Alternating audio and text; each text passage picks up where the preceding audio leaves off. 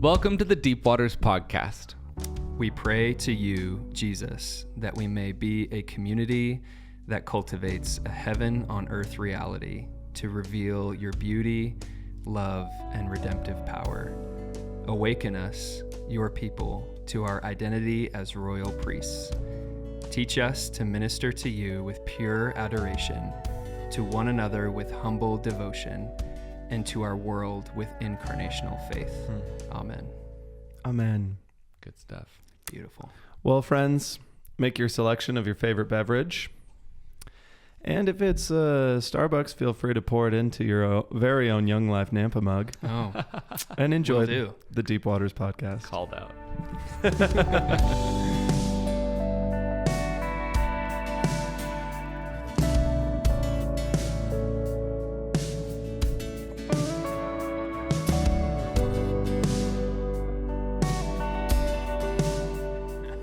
Wow. Greetings. Hello. Hi. Nick Binsacca is Here we on the are. podcast today. Hi. Wow. Yay!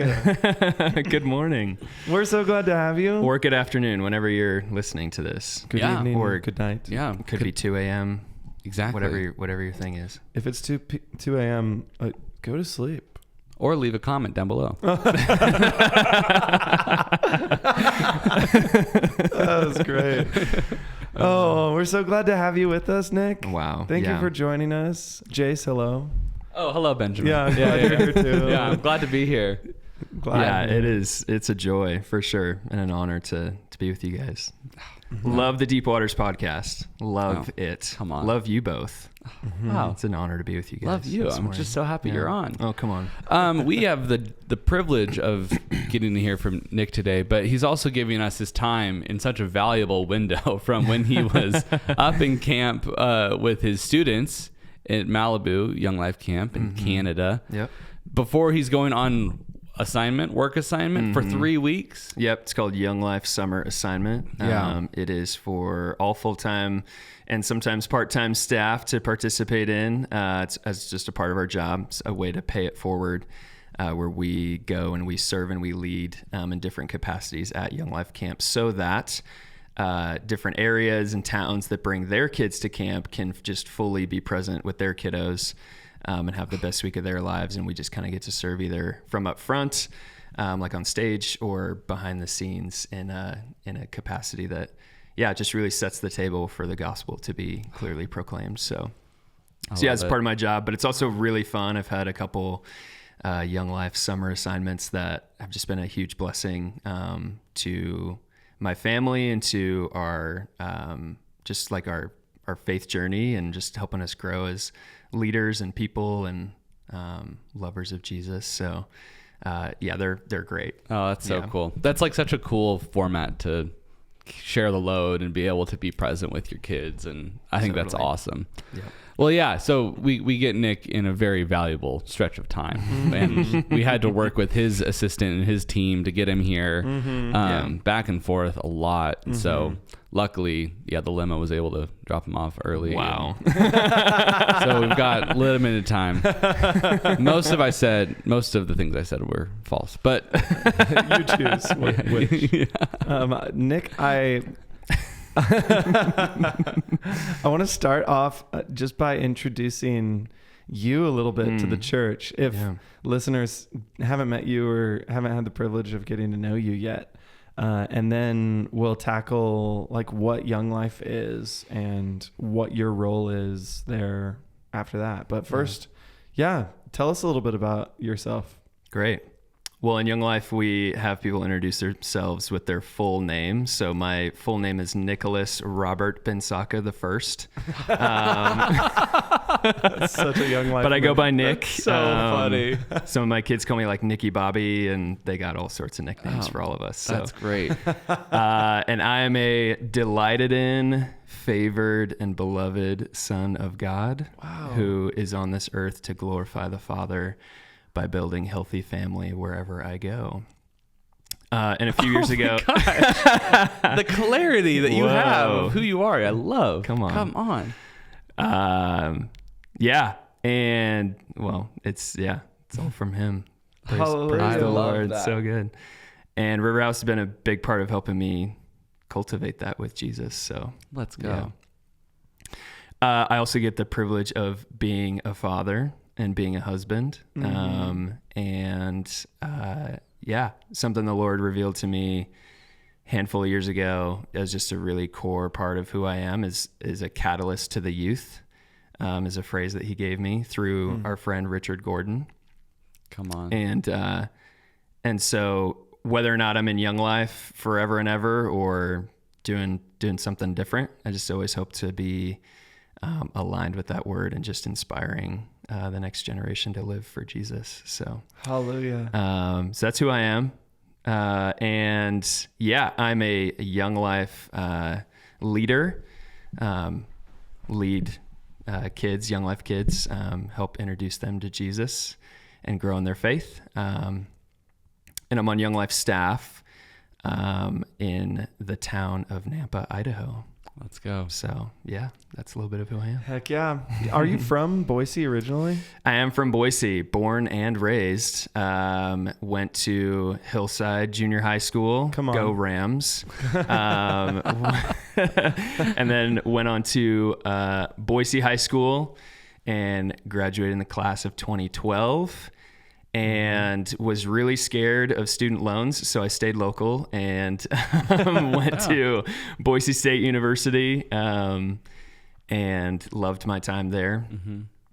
And just really like grew in my faith when it was like kind of you're on your own, and figuring out life, and just had some different encounters with Jesus that really drew me closer to him those first couple years, and propelled me into what I'm doing now. So we've stayed local. My wife grew up in Boise as well, and went to Bora High School, which, if you know anything about Boise and Bora high schools are bitter rivals. And so we like to joke with people that there is a God, because someone from Boise and someone from Bora High School can have a relationship at all, much less get married. So a very healthy marriage. Yeah. From what we can tell. The redemptive work of Christ. Yeah. He's so good. He makes all things new. Yeah. What can't he do? Yes, totally. I don't know. Yeah. I don't think anything. Yeah. One of my great regrets in life is that we went to Boise High at the same time and like really didn't rub shoulders very much. Man. Yeah. I think I was just a year or two ahead of you. Yeah. And that's kind of crazy. Thinking about like our friendship now, knowing that like it started like really well after our high school days. Isn't that funny? So yeah. Were you a big part of FCA? I feel like I remember that. I was. Yeah. So being on Young Life staff now is kind of silly because a lot of Young Life staffers have like deep Young Life history. Like they themselves went to Young Life Club as a kid, went to camp, did work crew, like all the things.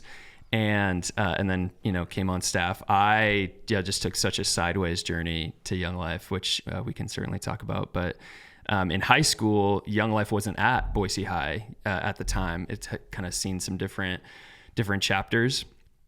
But FCA has kind of always been really strong. And so that was like my big outlet in high school, like on campus, was me and my friends would be a part of FCA and helped lead FCA our senior year. That was always really great and really fun. Helped me grow. So another incredible organization. Absolutely. Nick, how did you land at River House? And do you want to talk a little bit about that journey of what brought you to River House, and then what it's been like being a part of the River House community over the past several years? Absolutely. So a little bit, I guess, backstory. My wife and I were both interns at this other local church in town, and got married and started leading the youth ministry right after college in 2016. We were kind of on part-time staff, and we're leading junior high, and then that role continued to grow.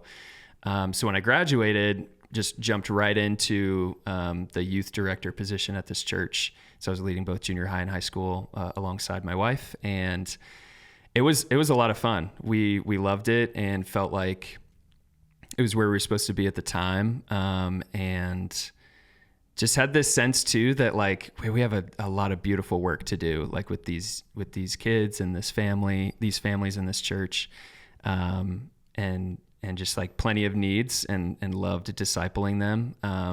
And at the same time, I had this like knowing that like, man, like there's so many kids like outside of this church that like we're not reaching and that would never come to our youth group. Almost simultaneously, my wife, who has just such this beautiful like sensitivity to the things of God and to the Spirit, was also sensing kind of like this hunger for something more. And so like getting introduced to River House and coming into Young Life staff actually like run really parallel together. There was like a lot of change in that season. Wow. But for the River House side of things, we just, kind of both just sought the Lord together. Like, what is this? What is it that we're hungering for? And she was able to put language to the fact that like, we're just really missing, like we'd read the Bible and you'd see all these miraculous, supernatural, beautiful ways of God that like just were beyond ordinary. And we're like, where is this? Like like, why aren't we seeing more of this? Why aren't we experiencing more of this? And so at the same time, some of these youth in our youth group were like going to this church on Sunday nights called River House. And we're like, oh, that's awesome. Like they're coming to church in the morning and like, and then they're like, having lunch together and then taking a nap and then going to church again on Sunday nights. Like that's so amazing. And it wasn't just a couple of them. It was like a dozen. It was like multiple, a lot of kids that were doing this. And, like, that's great. That's awesome. And we just encourage it. We weren't like, didn't feel threatened by it or like any sort of comparison. We were just like pumped that they were like going to church twice a day. I was like, geez, I'm not doing that. Like, what the heck? Like, that's awesome for you guys.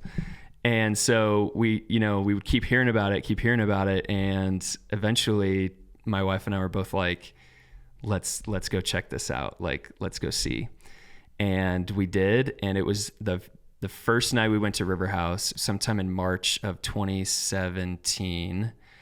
The staff had just come back at the time the staff at that time had just come back from retreat. Mm-hmm. And it's just like this amazing, beautiful worship set like we're used to on a Sunday morning or a Sunday afternoon. And then something wild happened.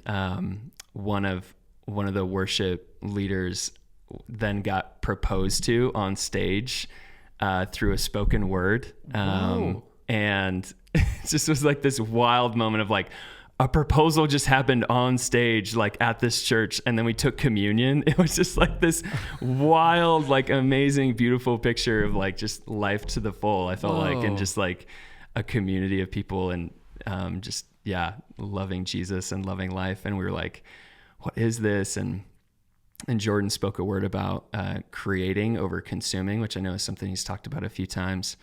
And we were just like, what is this place?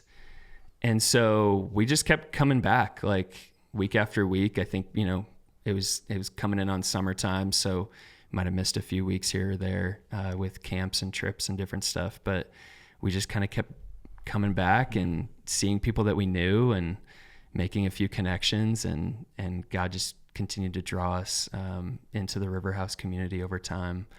And like I said, that journey ran parallel with coming onto Young Life staff in the spring of 2018, or like starting that journey in the spring of 2018. So, like the Lord was just doing a lot of new things with us at the time and breaking us out of our comfort zones and inviting us into new and different things. And so, that was kind of our introduction to River House, just really wild and fun and free and just like, whoa, what is this? And God showing up in some cool ways through that.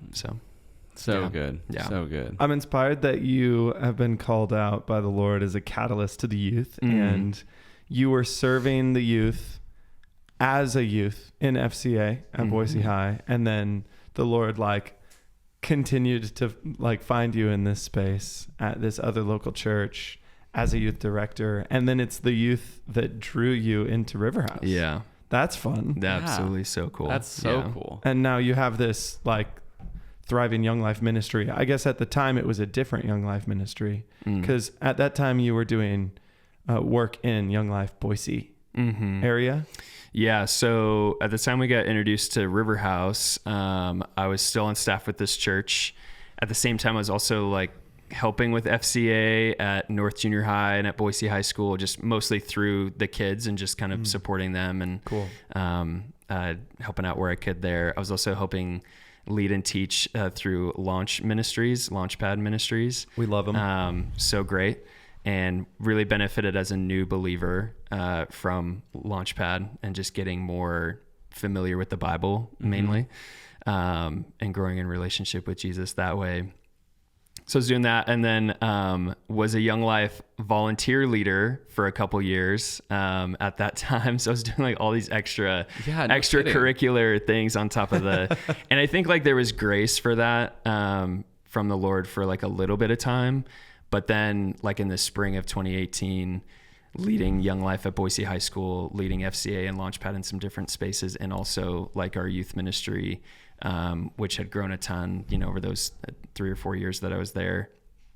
It was just like, I had like the energy and the time and the capacity to do all that. But then came the point where I was like, okay, now it's time to like kind of pick a lane, and pick a path and like really follow the Lord and focusing on kind of one of those things mainly. And so, I loved leading at Boise High where I went to school. It's just cool to be back on campus and interacting with students in like a different way. But then, like I said, in the spring of 2018, I started the journey of coming on Young Life staff, which there was a lot of mystery and newness around that because I'd only ever really known ministry through the local church and just all that comes with that. And so jumping into something that was like still ministry and still youth ministry in this Boise area there was still a lot of like newness and things that I had to learn over the course of that spring, summer, and early fall as I started that staff journey.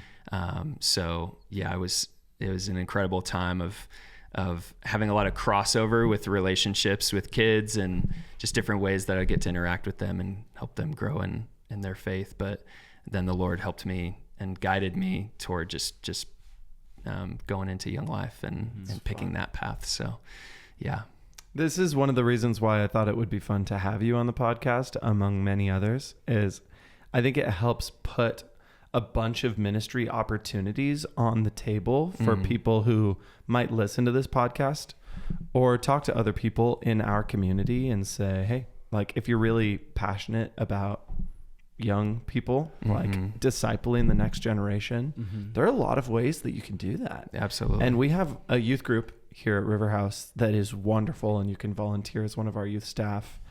And like, please do. That's Please great. do. Yeah, come on. We love our volunteer youth staff. Such a sweet team of people. And like, check out what you could be as a consistent volunteer in a Young Life community. Yeah. Or are you aware of FCA? Like, is like athleticism and connecting over sports something that you're passionate about? Like, and you're passionate about the youth. Like, I get really excited thinking about how many opportunities there are for ministry to take place in young people's lives. And I hope that the churches all across the Boise area are involved in these various ministries like pretty consistently. And I see that myself. I haven't really done much with FCA or Young Life personally, but being a part of Launch Ministries more lately has been really beautiful for me to see how different local churches are all partnering towards our common goal of discipling the next generation in the Treasure Valley. And I get to like work alongside other ministers. Like, has that been cool for you to see the capital C church of the Treasure Valley all come together for the same common purpose? Or have you even seen that very much, I guess? Yeah, I think you see pieces of it, right? You see bits and pieces and you see glimpses of like what is possible when churches come together, when the people of God come together. I think one advantage of like coming from like working in a church with the youth ministry into a parachurch organization with the same goals of like making disciples who make disciples, is just that like, I get to like kind of just see it from a different perspective and bring like a passion for God's people and for the church, like to this space where like kids who have never heard the gospel or never like been in a church can like have someone or be close to someone who has that experience and like knows how to help them navigate their journey. Like, cause I think that at the end of the day, like we don't want any young person that we're reaching to stay solely in Young Life and Young Life to be their only like spiritual outlet. Like the goal is to introduce them to Jesus, help them grow in their faith. And one of those growth steps is to get connected to a local church, like to find community and fellowship and life to the full, like in a local church context. So I get to be someone I think who like stands a little bit in that gap because churches and parachurches haven't always played nice. And so getting to like be someone who can kind of be a bridge for that, for a young person, but also just as like someone who's working in the community and inviting, you know, local churches and other parachurches to partner together and to collaborate, because there's a lost and hurting and hopeless generation out there that needs the church. And sometimes all it takes is a few caring people to go be where they are, to then like invite them in, you know? So, wow. Yeah. You painted the vision for Young Life pretty well, just right there.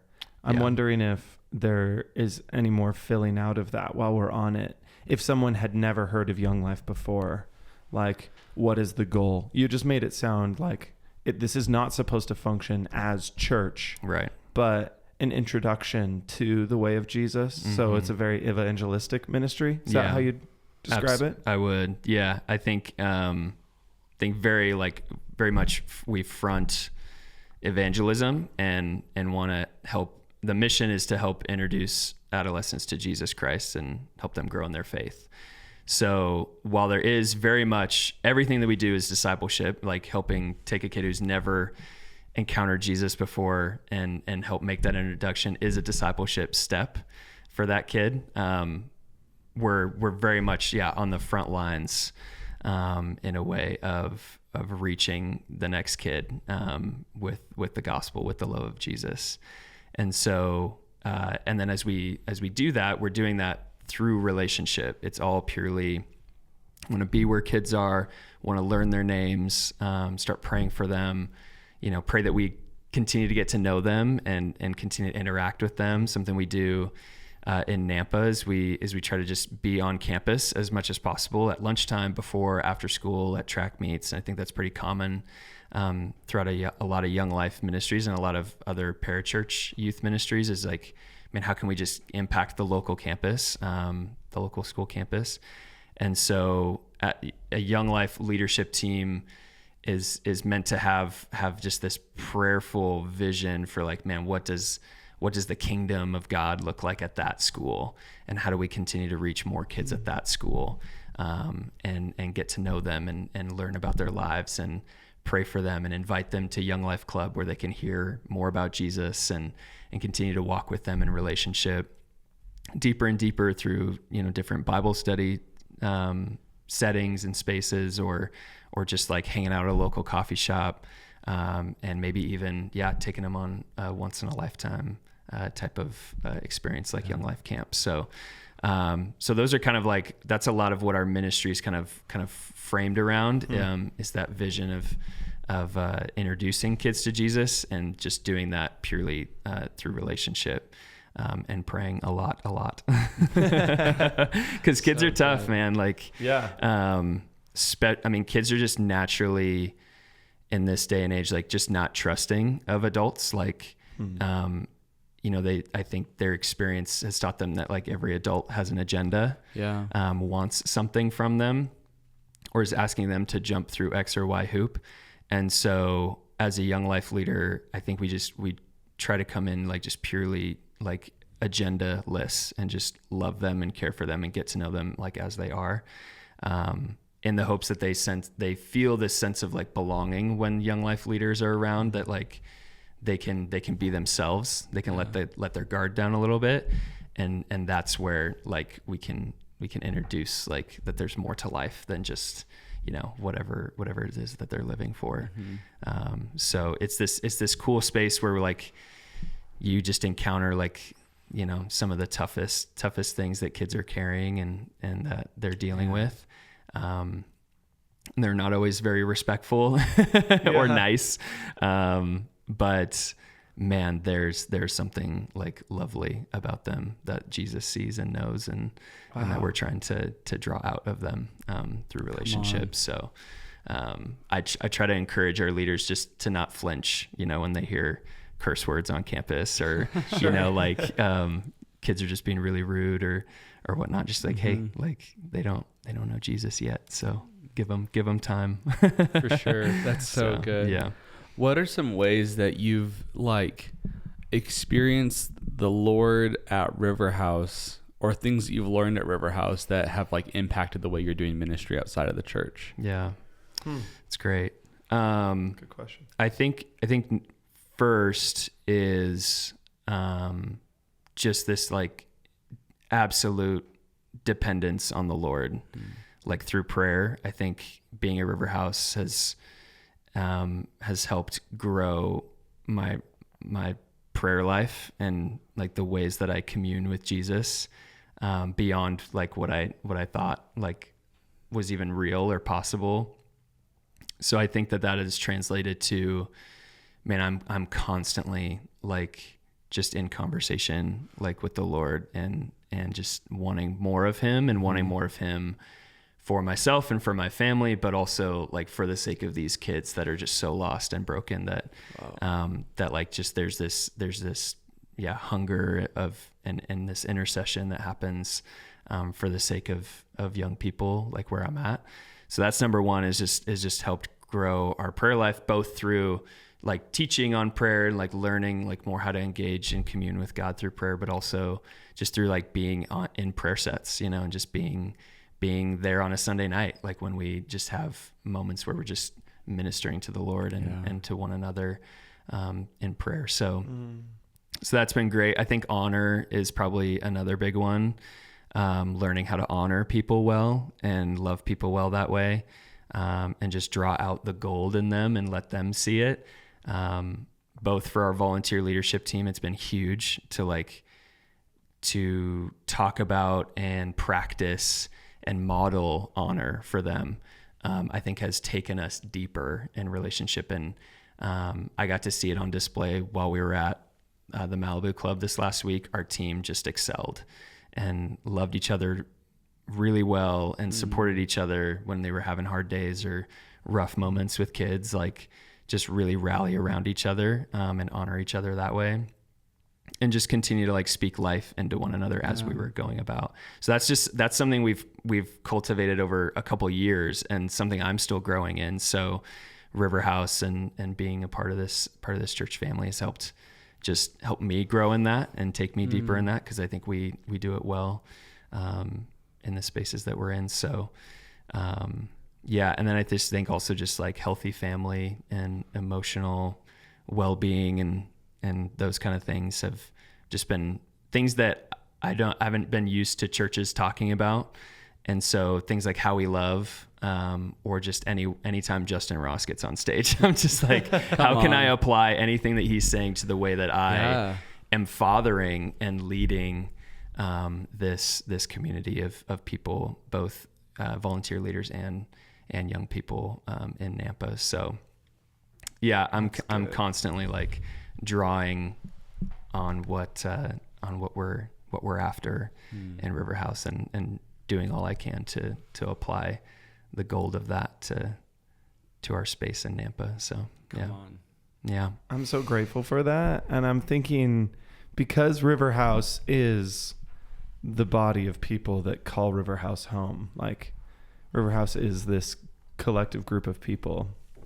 Your Young Life ministry is a part of River House in a way, you know, in the same way that, you know, we were just talking about Jacob Royness, his work at Albertsons is like a part of River House, that we hope and pray that the kingdom of God is made manifest in everyone's life. that worships together in our community. And I hope that in the same way that you see yourself as a part of River House, I hope that River House sees you, your ministry as an extension of ours. Yeah. You know what I mean? Mm-hmm. And I would like one of the takeaways from this conversation to be like, let's labor for you in prayer and partner with you and the work that you're doing. Because I mean, I really believe in it and want to participate in it myself in any way that I can, at least in prayer and if it be in financial support, because Young Life is one of those things where you have to do all the fundraising for, or how does development work there? Yeah.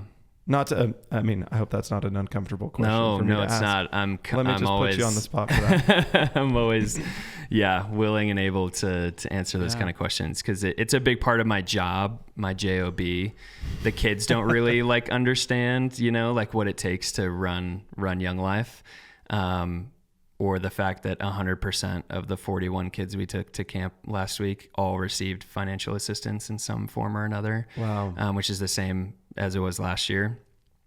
And I think a lot of that's just is Nampa. Like, man, kids were like afraid they'd lose their jobs because they were leaving for a week, or couldn't go because they couldn't not work. So I just think like, wow, just there's definitely a lot of like financial need where we're at.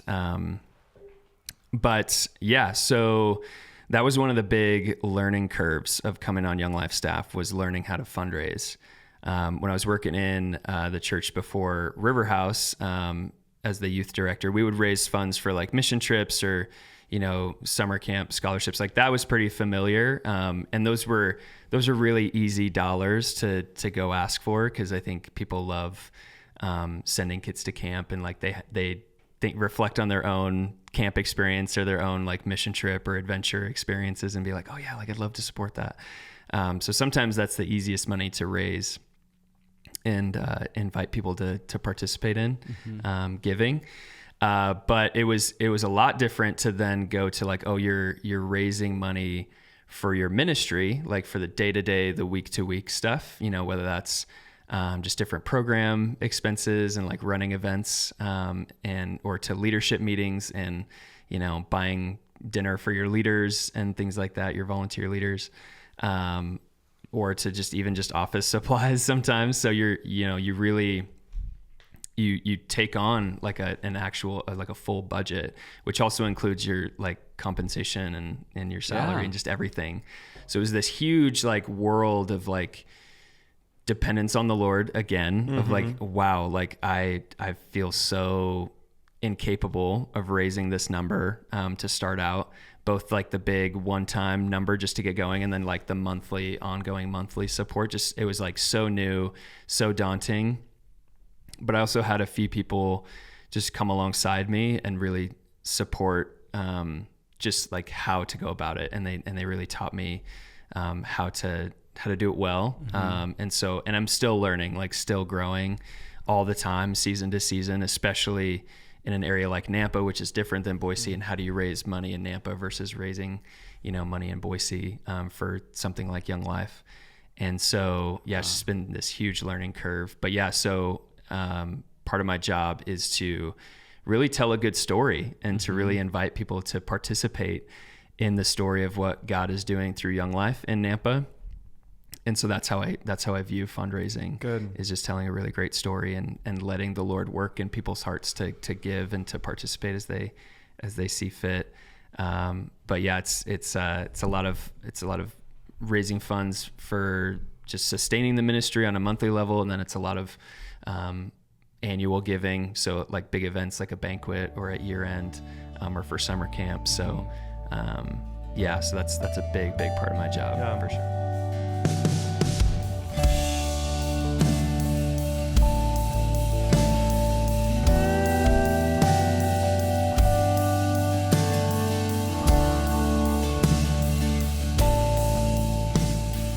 What's the story that you tell? Say somebody is like, I want to hear about your ministry.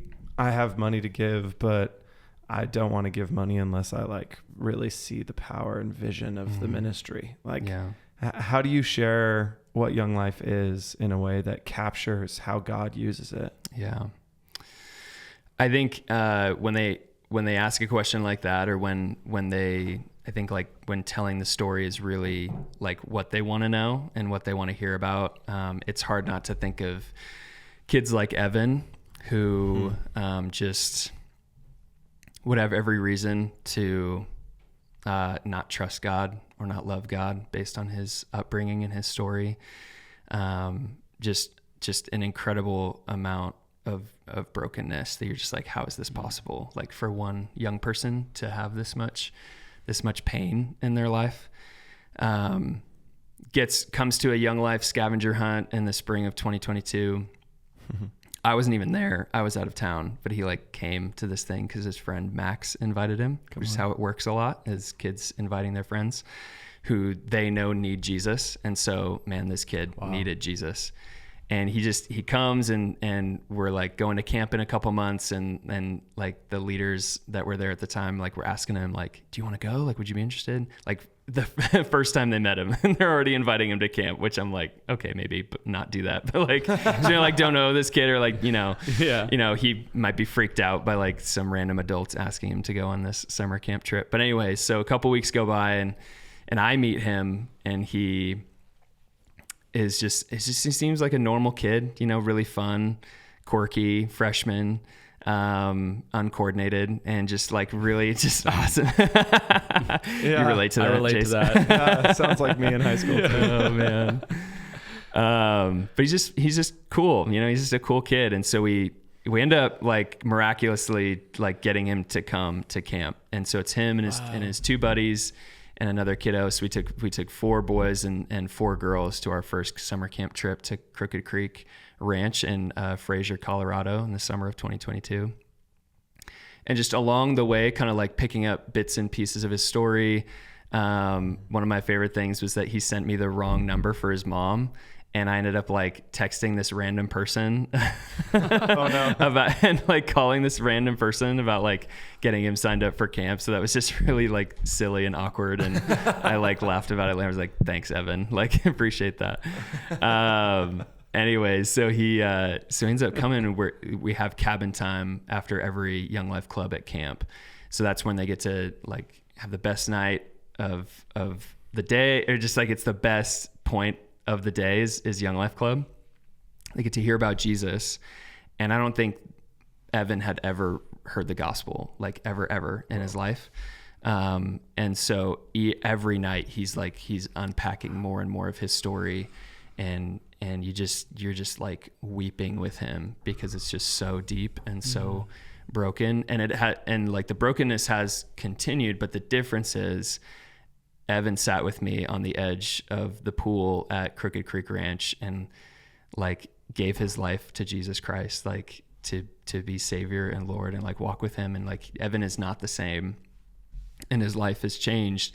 And while there's still stuff that he's walking through, and still pain and brokenness that he's dealing with in his family and in his story, he is continuing to choose Jesus and continuing to like allow Jesus to change his life, to the point where he got baptized like 6-ish months ago, and wants to do work crew with us next week, and is just continuing to like take steps toward the Lord that you would not think would be possible for a kid like him. So, and there's probably 5, 6, 7 other stories kind of like his that are just like, wow, the Lord can redeem and restore anything. Because there's just tons of stories like that. And I mean, that's not me. Like I just was present to the process. Like I was just there, just kept inviting him, just kept asking the next question until the question was like, do you want a relationship with Jesus? And he said yes. And I was like, oh my gosh, it's happening. So I didn't force this. The Holy Spirit. He did it. He spoke through a lot of different things that are a part of Young Life Camp to like draw Evan into full life. So into new life. So those are the kind of stories that I tell. Sometimes I just throw out fun statistics and just different ways that kind of reveal that like community is happening and belonging is happening and lives are changing and kids are finding like a safe space to be and learn about Jesus. And so it kind of just depends on who's asking and what they're asking. But do you want to give us lots of great stories? Any statistics? Yeah. I mean, you don't have to. Some people are number people. Oh yeah. Yeah. Well, I think one of my favorites over the last years, we've seen 7 kids get baptized that have talked to their leader kind of somewhat individually, like all separately, been like, I want this. I want to take this step. So watching 7 kids who didn't know the Lord before and are now walking with him in new life, express that through the joy of baptism has just been awesome. And they all like came like really like in a row. It was this like catalytic like thing that happened over the last year. We took 8 students to camp in 2022. We took 30 in 2023, and we took 41 this year. Wow. So we're just seeing like just kids. I think the thing behind this statistic is not that we have this like the most amazing Young Life program in the world, or like it's the flashiest, or we have all like the fog machines and lasers and stuff. But like, sometimes that's what people think about when they think about Young Life. But what I think about is kids catching the vision and being like, I'm experiencing life here. I'm experiencing love here from my leader and from just this space that's being cultivated. That Jesus is at the center of, and I want more of my friends to hear about this. And so we're always inviting them to think and pray for that next kid, that next friend who needs to come to Young Life Club on a Monday night, or consider coming to camp with us, or show up to a random scavenger hunt, you know, or show up to a night of ice cream and just hanging out. So, anytime there's like a statistic like that, there's always a story to be told behind it. And like why that's happening. We saw our Monday night Young Life Club grow by like 200% between spring of 2023 and this last spring, with like the height being like 53 kids that came on one Monday night. Wow. And packed into this little living room, not much bigger than the recording studio here. And just like, have the best night ever. So it's also worth saying, I don't know if this has quite come out, that you're not like, you didn't pick up Young Life Nampa from somebody else as some thriving ministry. Yeah. It had existed in the past, if I remember correctly, but had pretty well fizzled, and you are basically constructing it from scratch starting in 22. Yep. Starting in 22. Come on. Yeah. Incredible. Yeah. Wild. So even to get 8 out of nothing when there's no ministry infrastructure there, like none of these schools have Young Life connections that are alive, to then pull 8 and then 30 and then 41. I mean, it's so good. Not that numbers are the only thing that matter, because there are real stories and real lives behind these numbers, but these are kids that are finding a place of belonging in Christian community and in Jesus. Yeah. Yeah. Yeah. It's been a journey for sure. It's been maybe some of the most challenging and demanding 3 years of my life. Because building something from nothing is just a ton of work that you can't really like prepare for in the natural. You got to just like, you're just trusting God, like every step of the way. And there's been times when like I am doing it out of my own strength and it doesn't work, or it's not going well. And I'm like, it's a good like invitation to reset and continue to submit things to the Lord and do things his way. And so, Young Life in Nampa had been going pretty strong from the early 2000s till about 2016 or so. And then the person that was leading it at the time kind of moved into some different roles in the Valley with Young Life, but just not directly leading Nampa. And so it was left to this volunteer leadership team, which Young Life doesn't happen without prayer and without volunteer leaders. Like I can be the best Young Life staff person and the best with kids and all that stuff, but if I'm not building teams of people to go reach kids and be equipped and empowered to share the gospel with kids in all different sorts of spaces, then I'm like then it's not going to happen. Yeah. So there's this volunteer leadership team, and they were carrying it for about a year and a half, and then just different things happened where they'd move on or move to a different place, or just, kind of would get burnt out. And there wasn't a lot of support around them. There wasn't a lot of people kind of behind them that were kind of helping support it and build it up and booster them into like thriving ministry for the area. And then COVID happened. And so it really just cut out from under them just any sort of like idea that they had of continuing to do ministry during that time. And so it was left to basically one person. There was one leader who stayed from before COVID through COVID. Whoa. And she stayed because she told me this story one time, that she stayed on a promise. Like God gave her a promise that it would be worth it to stay.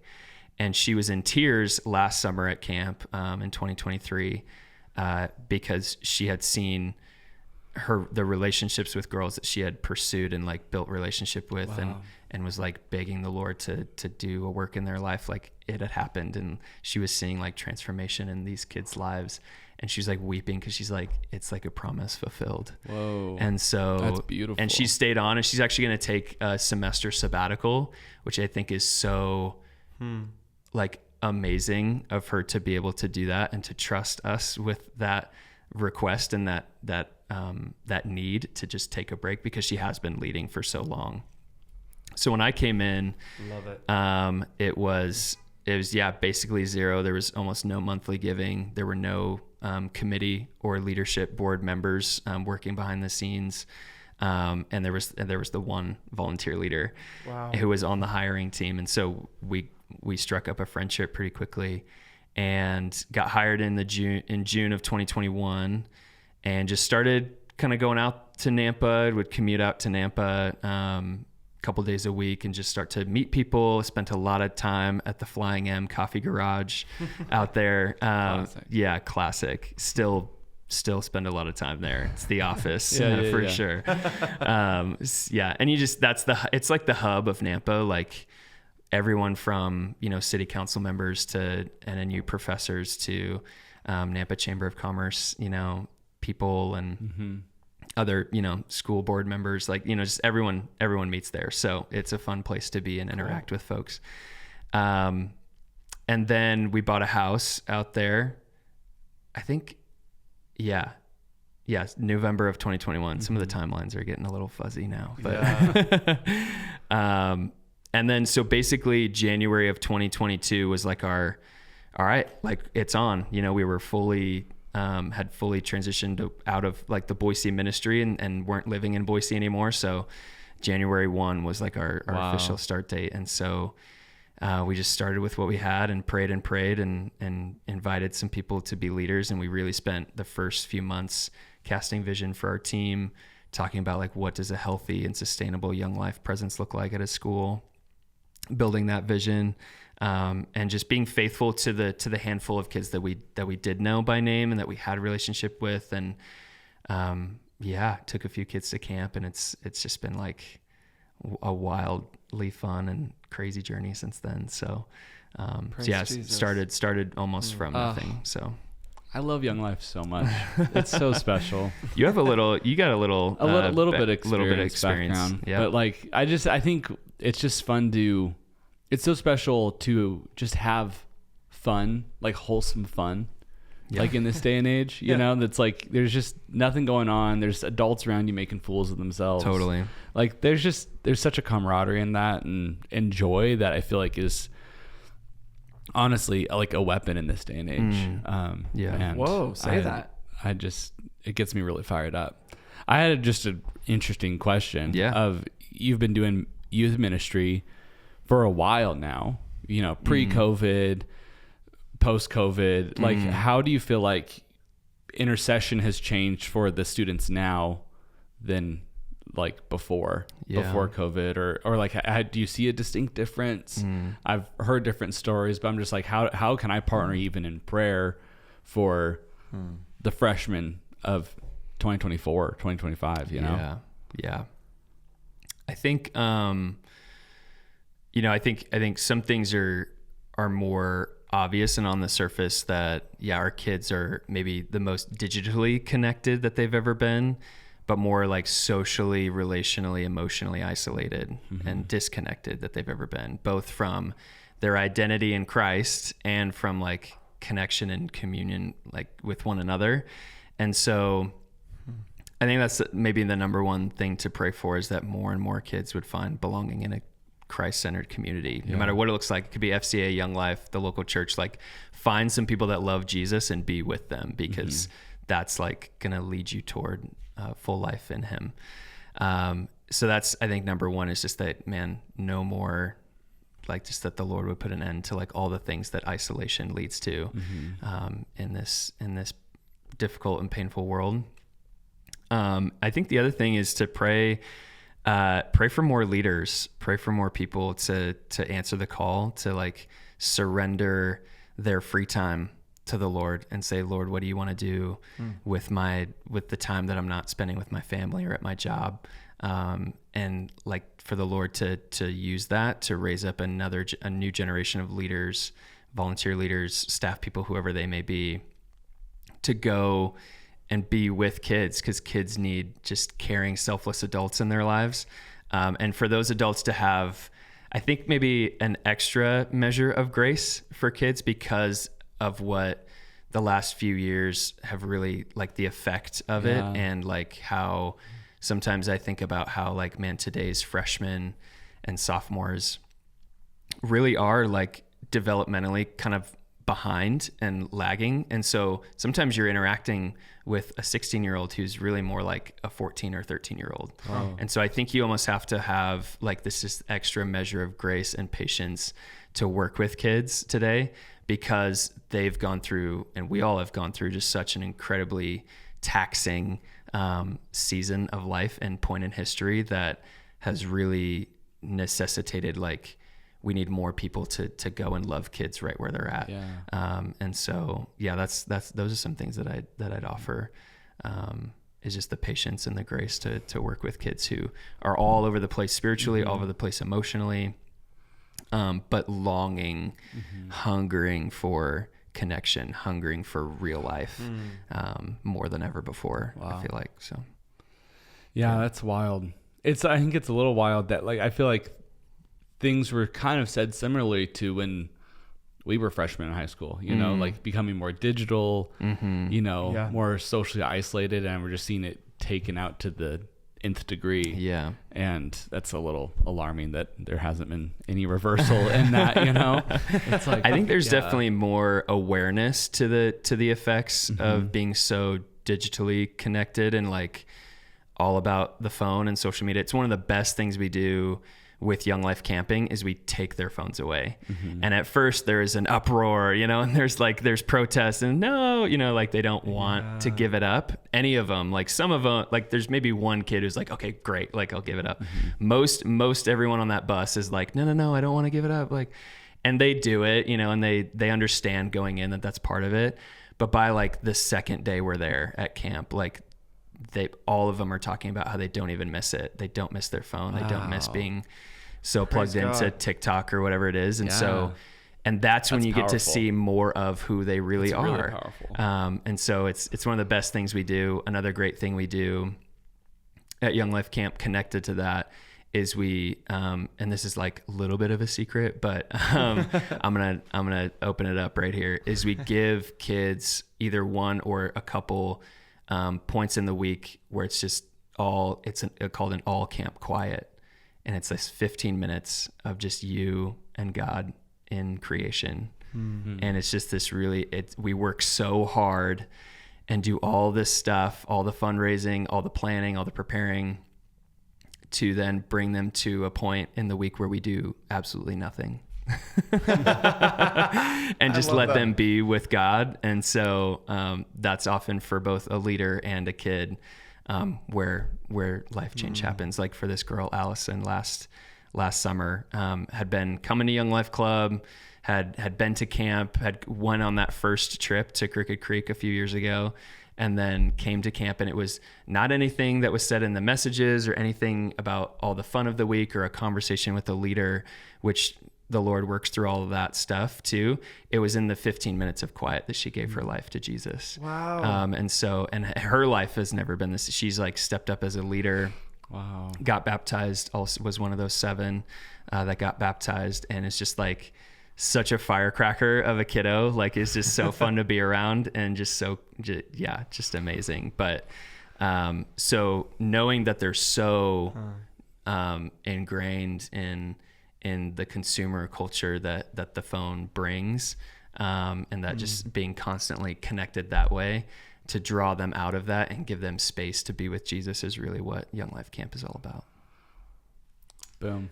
This might be I don't think it's too similar to a question you already answered that Jace asked, but I'm curious, doing ministry full time, both you and Tara so involved in this parachurch, how does that affect your relationship with the local church? I know you already answered like how you glean from prayer ministry and on Sundays and stuff, but I'm curious if being in the parachurch, like, it's hard to plug into community. You don't find yourself in a house church, or maybe you do. Is there strain on that relationship because you feel like ministry is divided, or not? I don't know why I have that assumption. Yeah, I think strain is a appropriate word at times. I think because whether it was here in Boise or now in Nampa, so much of my time is spent in community and in relationships and leading leaders, leading kids, leading Bible studies, like just constantly like on the hook to lead and pour out, that finding spaces where I'm not leading and not pouring out necessarily, but maybe being more poured into or more, being led, has at times been tough for sure.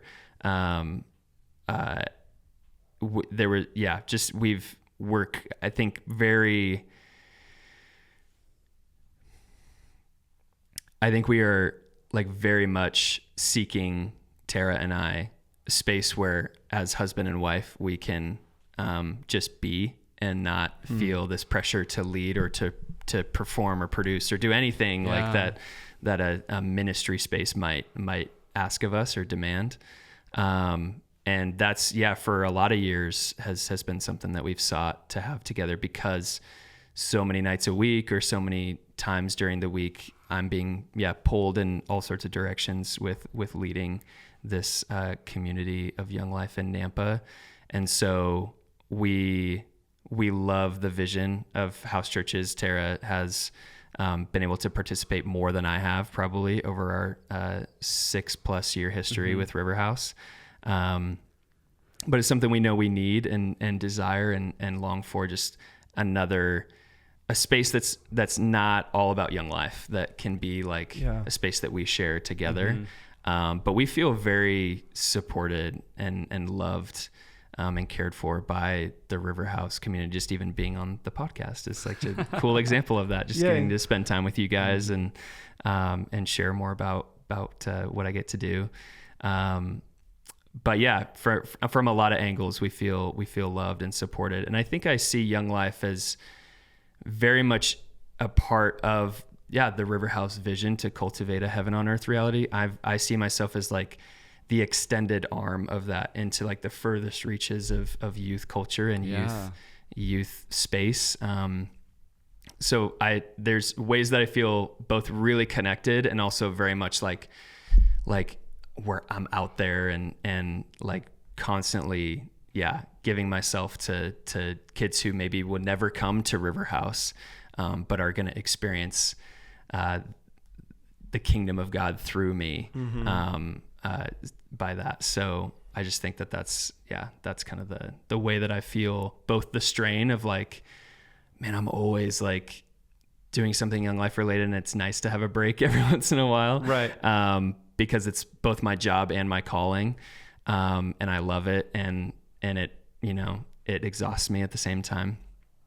And then also ways that we feel very supported. So I think when I then go to Nampa and when I look at how to collaborate with churches, I think it's finding finding like the win, finding the common ground that a lead pastor or like a missions coordinator or the youth pastor, youth director can like get behind and can understand that, man, like when leaders from their church or like people from their church who want to be Young Life leaders are reaching kids and bringing those kids to church with them, like everyone's winning in that scenario. Like there's no one that's like getting the upper hand, I guess. And so you're always kind of like aware of where there might be competition and like insecurity around that. And you're just like saying like, no, it's like not about any of that. It's about like reaching kids for Jesus. And we just want to we want to be we want to support like what you're doing as a church by activating your people to go live the gospel. So I think there's ways in which River House has helped me craft language around like very like kingdom language to offer to other spaces and other communities that they can get excited about something like Young Life or whatever. So yeah, that's lovely. I know that River House has operated for a lot of people as a resting place who are in other ministries. Like I know a handful of people who even do like pastoral ministries and work in other local churches in the area that find themselves in prayer sets and worship sets at River House where they just feel like they can receive and not be pulled on or asked of. I could see how that'd be hard to potentially avoid. Like when I see you, I think ministry anointing leader, what a gifted man of God. He should run a house church with Tara. Are you kidding me? They're amazing. I could see how like that would be a clear step. And so it's probably hard to try and always make sure that your boundaries are kept up so that space of receiving is always safe. Yeah. Yeah. And at the same time, while we feel like we're an extension of River House, we're reaching kids in Nampa that again, maybe never would come on a Sunday. We also want to, be a part of the life of the church, like the local church on a Sunday or in a house church setting, and like be a part of helping cultivate that heaven on earth reality through that. And so Tara's involved in different ministries and different things going on in River House, and was a graduate of the first class of the River House School of Ministry. Come on. Yeah. And like was absolutely transformative for her and life-changing, and has propelled her into this beautiful confidence in the Lord, and just like an expression of her own gifting and strength that like I've never seen before. So shout out to RHSM for being amazing. And then also like, while it would be awesome and probably is very much like realistic for us to step into different spaces, I also just love serving in the nursery. It is like, it's such a fun way for me to like not really lead, but just be led by an older, wiser leader in Brenda. And then just like be in such a humble space, like working with little kiddos, and my daughter's in there. So that just makes it all the more fun. So yeah, I think we're open to ways that like we can grow and help be a part of the life of the church, kind of closer to home, I guess, on a Sunday or something like that. So, but yeah, it is a tension. And I think that's a tension probably a lot of people feel, whether they're in ministry or not, is just how do I discern and use my time for the kingdom as the Lord wants. Yeah. And that's going to look different for a lot of different people. But for us, it's just this constant, like, how do we give what we need to give to Young Life in Nampa and the people that have legitimate needs out there, and then and trust the Lord with those needs. And then also, how do we also, love and care for and be a part of our local church, and be a part of that family. So it's both and, I guess, all the time. Yeah. Yeah. Well, thank you for your time. I think it's about time to land the plane. Okay. Sadly. The last question I have for you, why are the prequels better than the original trilogy of Star Wars? Why are the prequels better? Number one, because I grew up on those, not the OG trilogy. I do love Ewoks though. I was in that like generation that like, Ewoks were like my teddy bear, like, very cool. Like, it's so cute and so sweet. Cute. But man, I think the prequels just do such a good job of setting up like the whole hero arc of Anakin Skywalker / Darth Vader. Of course. You get to see his beginning, his development, his fall, and then his redemption at the very, very end. So you need the whole thing. Otherwise you just have this like, dark figure that then somehow becomes a hero at the very, very end. Sorry, spoilers, but so you need the whole thing. Old spoilers. You need the whole thing. That's good. Yeah, that's good. It's great. Also, pod racing. You hit it. Very fun. You hit it. You heard it here first, everyone. Come on. Oh, pod racing. I'm gonna get a lot of comments for you guys will for this part of the conversation. A lot of feedback on prequels versus OG. Prequels are every time I watch them, like these are way better than I remember. Yeah, so fun. Just a good time. Definitely. Way more really lightsabers. Fun. So much fun. Oh, right. Darth Maul is in the prequels. Right? He is. What a character. Yeah. Such what a character. With the double-ended. Yeah. Insane. And then he has just the most incredible arc outside of the movies Absolutely. too. So if you need to get into the extended animated universe, Oh my gosh. hit us up. We will proselytize the wonderfulness of the my Clone wife Wars. will. She, Tara and Jace could go all day. And I'll chase our toddler around while you guys do that, which is what a Sunday after church typically looks like. I love it. Okay, last question. Yeah, great. If that wasn't the last question? No, that was such a good question. That was the best question. Right. Yeah. This is the last question. If someone wants to give or learn more, like, hey, I want to pray, I want to partner with Young Life Nampa, where do they do that? Is there a website? How do they get in touch with you? Yeah, definitely. They're like, I just cut you a check. Who do I make it out to? Yeah. What is a check? Yeah. Oh, sorry. Oh, yeah. Boomer. We don't accept Venmo, so don't try that route. Unfortunately, you won't get any tax benefit for doing Venmo. But he'll still take it though. Yeah. Personally, yes. Yeah. Very much. No. I think one of the best ways to get in touch with us with Young Life in Nampa is to visit our website, nampa.younglife.org. We'll take you to our ministry site. There's lots of ways to interact with that site, including a give option kind of at the very top right orange box that says give. There's also other like pages to explore about like our events and ways to get connected, learn more about leadership, learn more about our ministry and kind of what we're about. So that's a great way. You can visit us on Instagram, Nampa Young Life, all one word, lowercase, no space, on Instagram.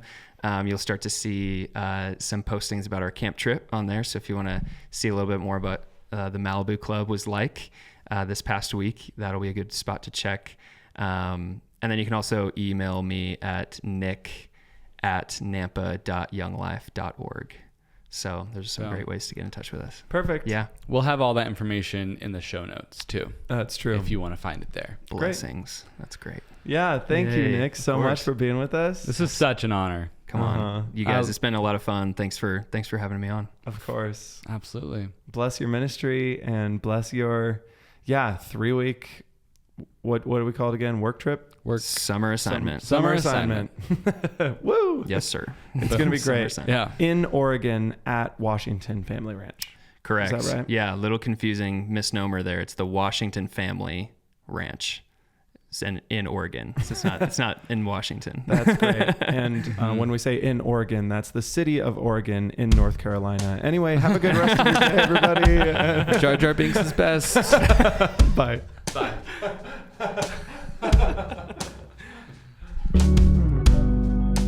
Thank you for listening to the Deep Waters Podcast, a ministry of River House in Boise, Idaho. Our mission for this podcast is to platform people and stories from our community that inspire transformational discipleship so that we might be catalyzed into lives of incarnational faith in King Jesus. If you have comments, questions, or concerns, or recipes you'd like to share with us, please send them to deepwaters@riverhouseministries.com. And if you'd like to join us at River House for worship on Sundays, we meet at the Vineyard Boise at 4 p.m. We'd love to see you there.